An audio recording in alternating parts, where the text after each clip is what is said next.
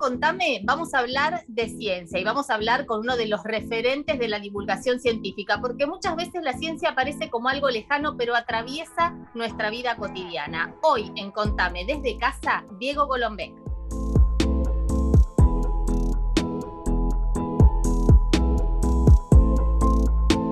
Bueno, Diego, bienvenido al canal de la Universidad Nacional de La Plata, bienvenido a Contame.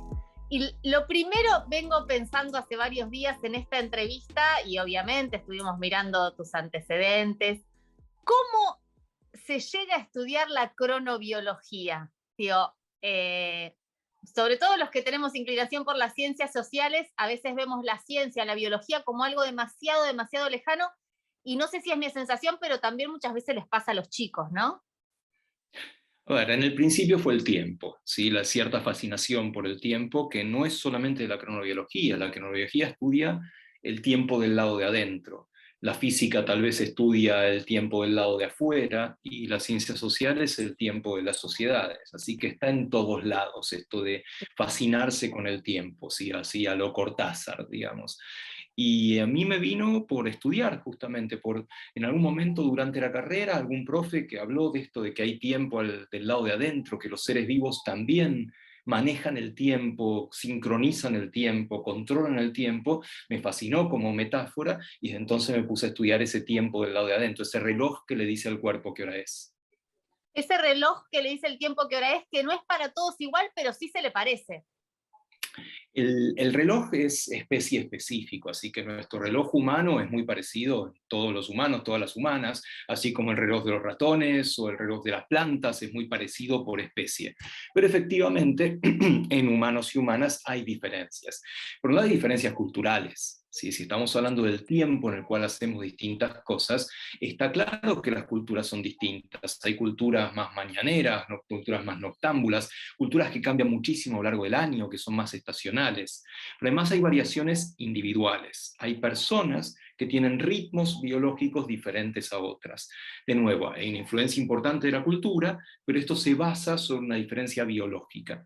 En la jerga hablamos de alondras y búhos. Hablamos de individuos más matutinos, una persona que se levanta muy temprano y ya a la tarde está medio pidiendo pista, y alguien que, por el contrario, le cuesta mucho despertarse temprano y ya hacia la tardecita empieza a rendir de manera óptima.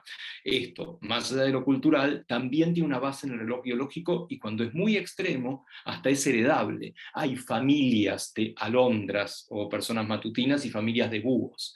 También esto cambia a lo largo del día, de la vida. Los adolescentes son típicos búhos, y uno piensa que es solo cultural. Hay mucho de cultura, pero también hay mucho de biología para que se sientan más cómodos haciendo las cosas más tarde. Diego, al principio te preguntaba cómo llegás a eso. A esa instancia llegaste en la universidad, ¿no? A partir de, bueno, ya conocimiento específico. Vuelvo al tema de la primaria, la secundaria. ¿Crees que nos falta acercar a los chicos a las ciencias? Digo, a que se empiecen a hacer preguntas que no están tan vinculadas con las ciencias. Digo, en la escuela, uno historia, los chicos dicen, bueno, ¿qué voy a hacer cuando sea grande? Abogado, médico. Digo, es la excepción un chico que se dedique a la biología o que diga me interesa la química. Digo, ¿falta o es cultural también? Probablemente. No, falta muchísimo, no me cabe duda. De hecho, los chicos y las chicas son científicos, y hacen preguntas, se tiran en el piso a ver cómo es el mundo. Fíjate, el jardín de infantes, el nivel inicial, es el nivel más científico de todos. Cuando la senio ahí se tira a hacer experimentos, a entender el mundo con los sentidos, está haciendo ciencia de alguna manera. Después lo vamos perdiendo un poco, ¿no? En la primaria hay muy pocas horas de ciencias naturales, a veces ninguna en algunos casos, muy poco enfoque experimental de las ciencias naturales, Bueno, y antes hay las más escuelas todas tenían desarrollo, laboratorio, digo, y había un momento donde se iba al sin duda. laboratorio, eso también se fue Sí, perdiendo. de hecho, cuando vos decís que hay muy poca ciencia en las primarias, a veces te dicen, pero no tengo laboratorio. Ojalá lo haya, pero no es imprescindible.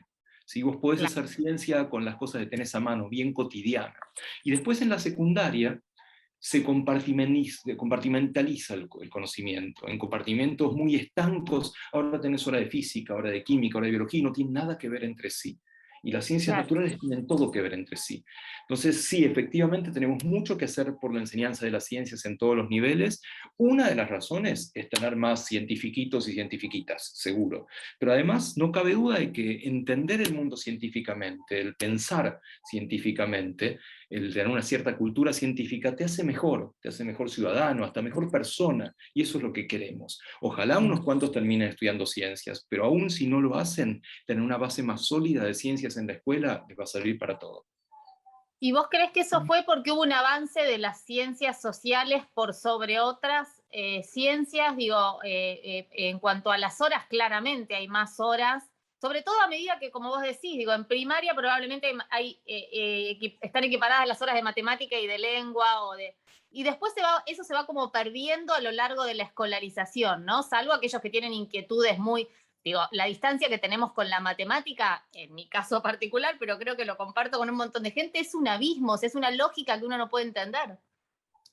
Sí, hay un cierto imaginario de que la escuela primaria es para aprender a leer, escribir, sumar, restar, si llegás a multiplicar y dividir mejor, un poquito de historia, un poquito de geografía y medio para de contar, ¿no? Como si entender los mecanismos de la naturaleza no fuera algo básico para la educación más obligatoria, más formal.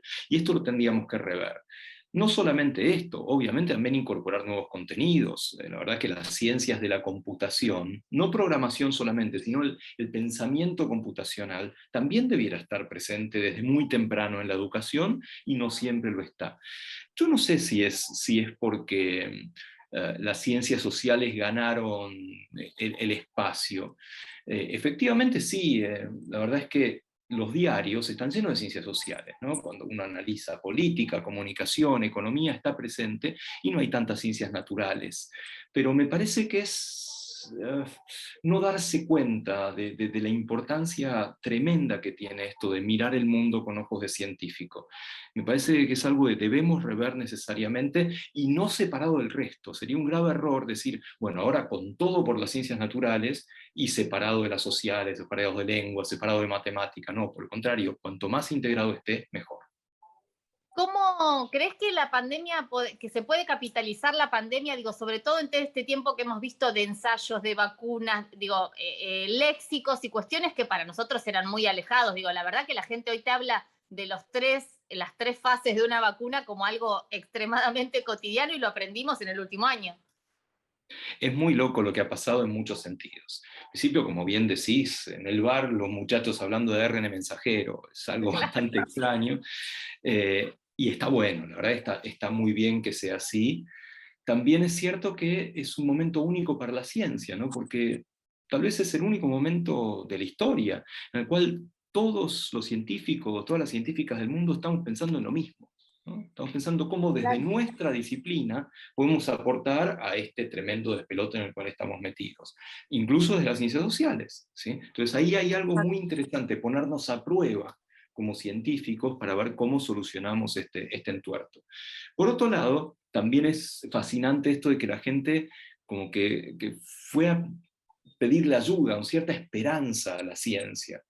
Y vaya si cumplió la ciencia. Creo que no nos damos cuenta de lo que ha sido desarrollar una vacuna en un año, secuenciar el genoma de un virus en 3 meses. Es una locura.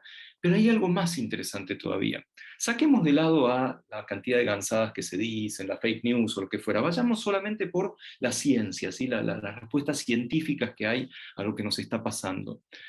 Es interesante también que se cuestiona muchísimo lo que se dice porque cambia todo el tiempo. Las ciencias naturales cambian radicalmente y lo estamos viviendo en tiempo real.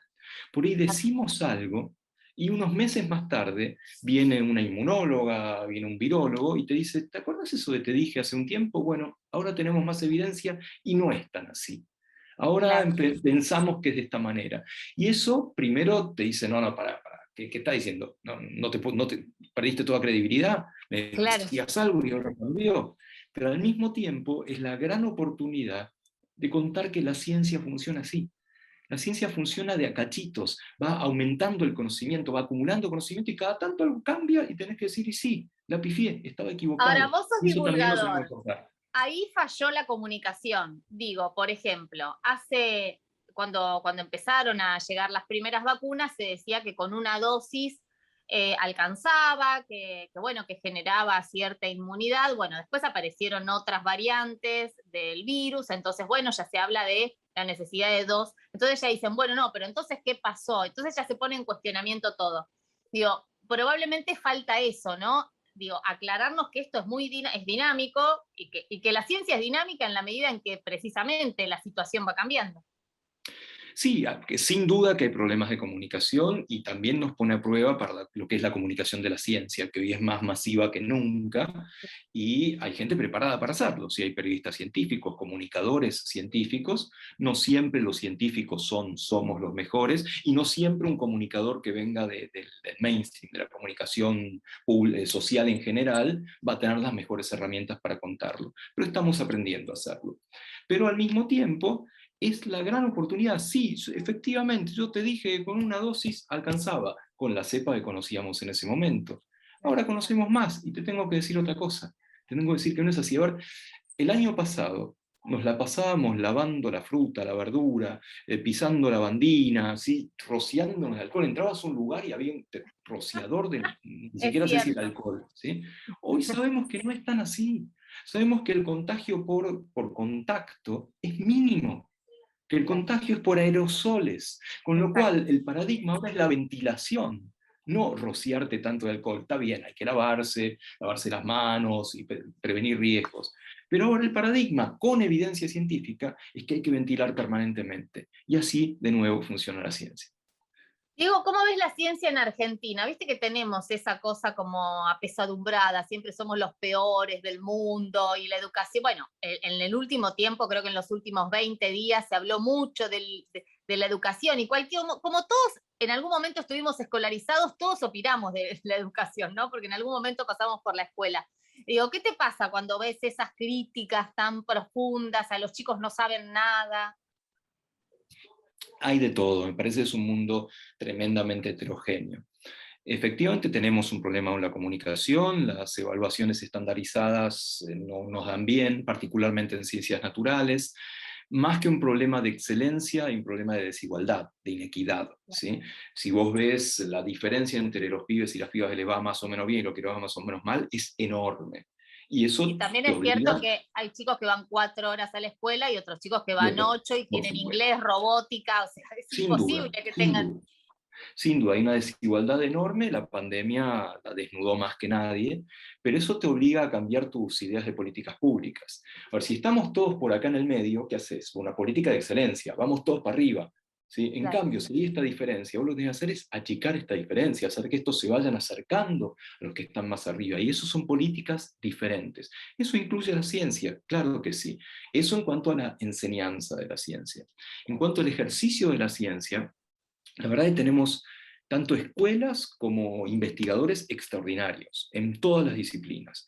A ver, no somos el país top de la ciencia, la inversión no es todo lo alta que debiera ser, la distribución federal de la ciencia está en algunas ciudades, que están en Buenos Aires, La Plata, Rosario, Córdoba, algo en Bariloche, y no mucho más en cuanto a Claro, concentración, ¿no? exacto. Y eso no está bueno, ¿sí? Al mismo tiempo, históricamente, tú te decías, hay ciencia extraordinaria en Argentina, y es la llamada ciencia básica. Históricamente había como un límite, ¿no? Sobre todo cuando yo estudiaba. Los que se pasaban a la industria eran los traidores, ¿no? Eran, oh, el pecado. Y hoy estamos entendiendo que no es así, que la ciencia es una sola, y si vos haces ciencia razonablemente bien, en el camino vas a encontrar aplicaciones, y hay que saber buscarlas y hay que saber fomentarlas. Y eso hace unas décadas no era tan así, y eso está cambiando muchísimo en este tiempo. Eso es lo otro, ¿no? La vinculación. Bueno, estás en el INET, el Instituto Nacional de Educación Técnica, y esta necesidad de articular la educación, la ciencia y la industria, la producción, digo, todo el tiempo estamos hablando de la necesidad de producir, de industrializar, pero sin ciencia y sin tecnología, digo, no hay avance posible tampoco.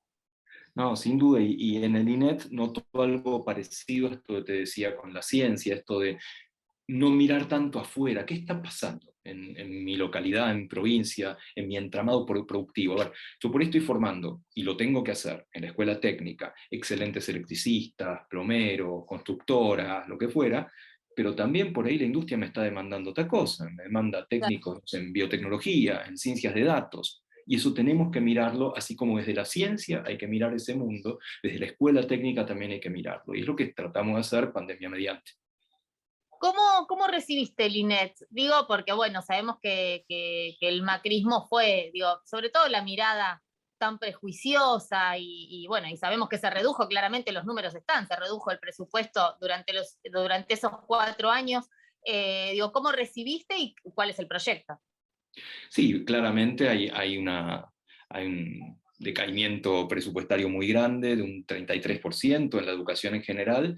Fíjate, el INET tiene una cosa, la educación técnico-profesional tiene algo único en la educación, que tiene una ley propia. Y la ley, entre otras cosas, establece el presupuesto.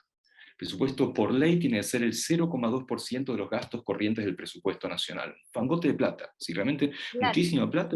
Fíjate, esa fue una ley que promulgó, bueno, que fomentó muchísimo Néstor Kirchner y Daniel Filmus, aún antes de la Ley Nacional de Educación, tan claro lo tenían que había que ir hacia el lado de la Por ahí. técnica. Y heredamos un INET, una educación técnica, con un presupuesto de bastante menos de la mitad de lo que correspondía. De a poco lo estamos recuperando, pero no todo es presupuesto, ¿sí? Si vos me preguntás cómo recibimos el INET, en principio te voy a decir muy bien, porque el personal es extraordinario y la educación técnica es extraordinaria, es muy sólida. Hay una camiseta de la escuela técnica, yo desconocía. ¿Sí? Las familias están orgullosas de que su hijo, y cada vez más su hija, por suerte, estén Sí. en la técnica, ¿no? Porque la técnica te da el pasaporte al trabajo, o debiera dártelo. Y eso no cambió más allá de que hay muchísimo por hacer. El gran desafío es mantener lo mucho bueno que tiene el sistema. Esto que te decía, un maestro mayor de obras es un capo, ¿sabe? Yo le confío y me hago una casa, ¿sí? Pero manteniendo eso bueno, ir hacia lo nuevo, ir hacia lo que necesita Argentina ahora y de acá a 20 años. Y eso es difícil, eso hay que preverlo, hacerlo despacito, hacerlo consensuadamente, hacerlo con las provincias, hacerlo con la ciencia, que no está tan metida en el mundo de la educación técnica. Así que por ahí vamos. Ahora, se suele decir, no consigo tornero, no consigo un electricista, digo, ¿qué es lo que pasa? Hay chicos estudiando, ¿falta más? Faltan muchos más técnicos, seguro, ¿sí? Pero también falta el otro nivel de la educación. La educación técnica no termina en la escuela secundaria. Vos tenés por un lado la terciaria, los institutos superiores técnicos, a veces son universitarios, a veces son ligados a un instituto docente, a veces son independientes, que te forman un técnico superior. Y sobre todo, el nivel de formación profesional. Ese nivel es fundamental y ahora post pandemia, o casi post pandemia, esperemos, más todavía, porque es el que te forma profesionalmente para el trabajo que necesita la industria. Y ahí se terminan de formar los torneros, plomeros, soldadores, gastrónomo, pastelera, etcétera, ¿sí? Ese es un nivel que tenemos que fomentar muchísimo. Hay muy buena formación profesional, alguna directamente hecha por los gremios, la UOCRA, la UOM, Mata, tienen muy buena formación profesional, Claro. otra hecha por el Estado. Bueno, ahí es donde tenemos que poner mucha más carne, porque cuando se dice me falta esto, no tenés que necesariamente apuntar solo a la escuela técnica, apuntar a la formación profesional que en un año te forma a ese trabajador, esa trabajadora que necesitas. Esto me vino a la cabeza todo el debate que se armó en torno a Toyota y los 200 operarios. Eh, Raro, llamativo, digo, después Kicillof diciendo que había entregado 700 currículum de gente que estaba preparada para esos trabajos. Digo, ¿cómo viste toda esa discusión? Como bien dijiste, raro, ¿sí? En Rara. principio, raro por muchos motivos.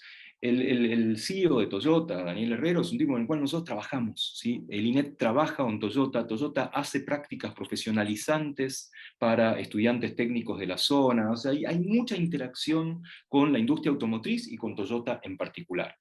Lo dijo, según entendí, en una reunión o del Club Rotary o algo así, Sí. donde claramente no esperaba que esto tomara la dimensión que tuvo.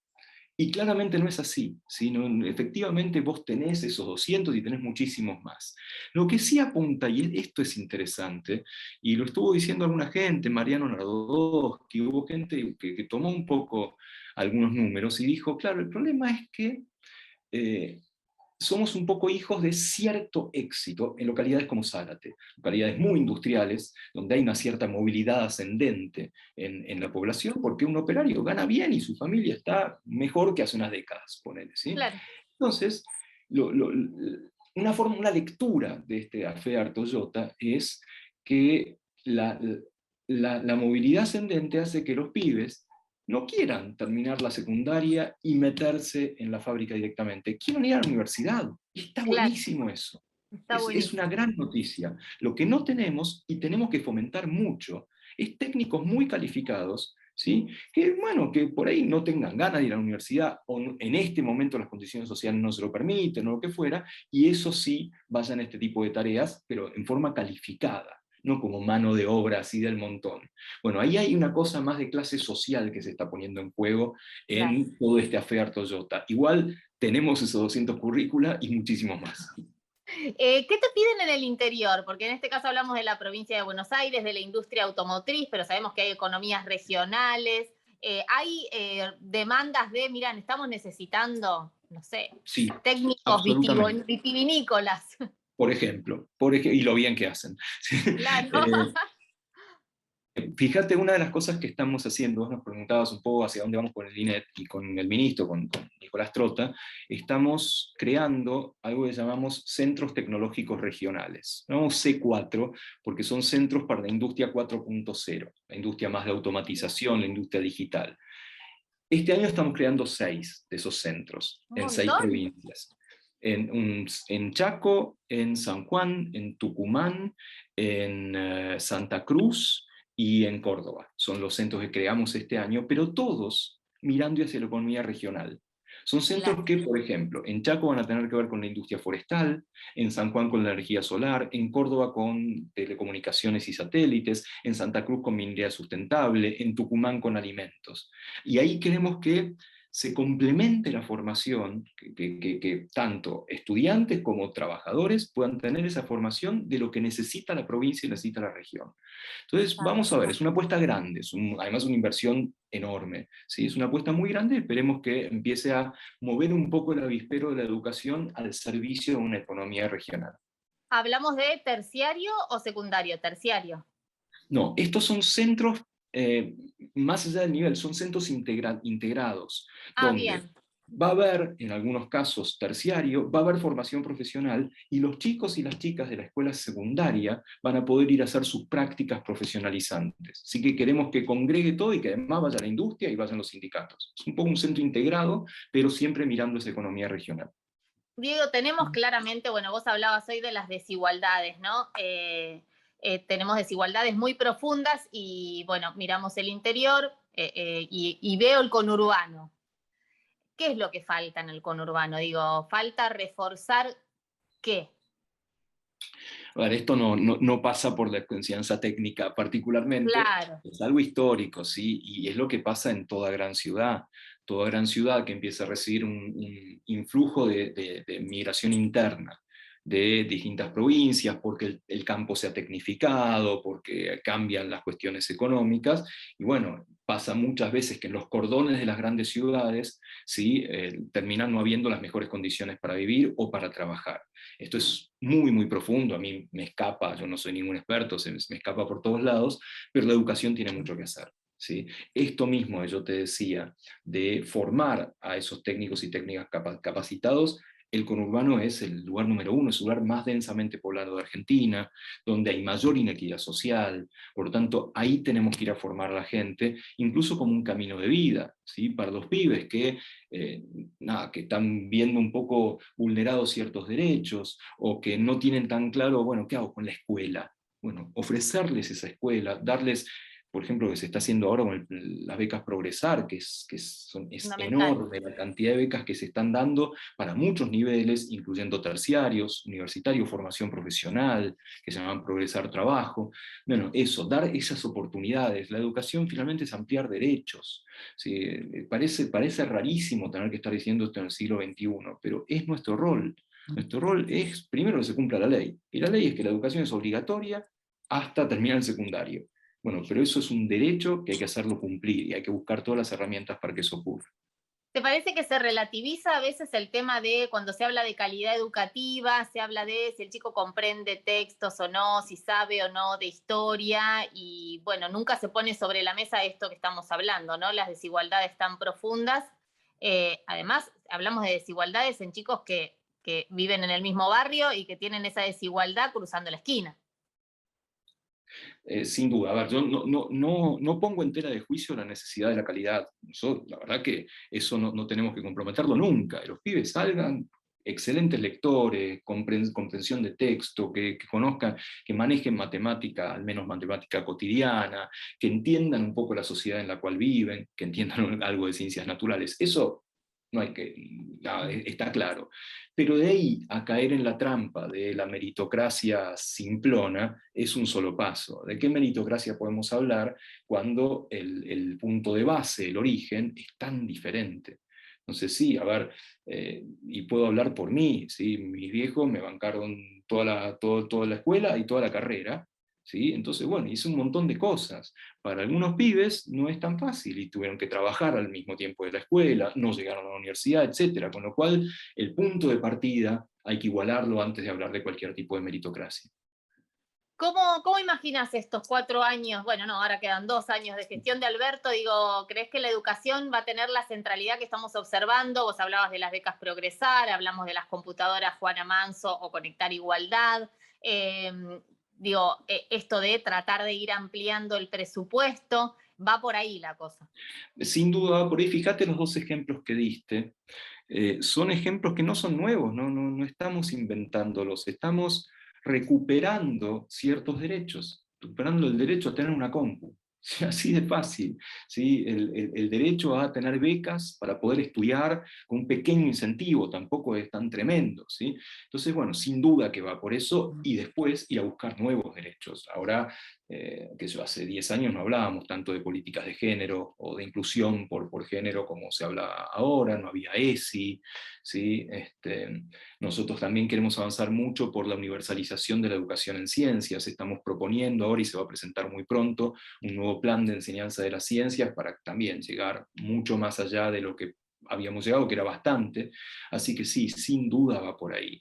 Nos agarró una pandemia horrible, nos agarró algo como a todo el mundo, y la verdad que se ha ido más lento de lo que uno quisiera, porque hubo otras prioridades, ¿sí? Pero esperemos salir de esto sanos y salvos y con más educación.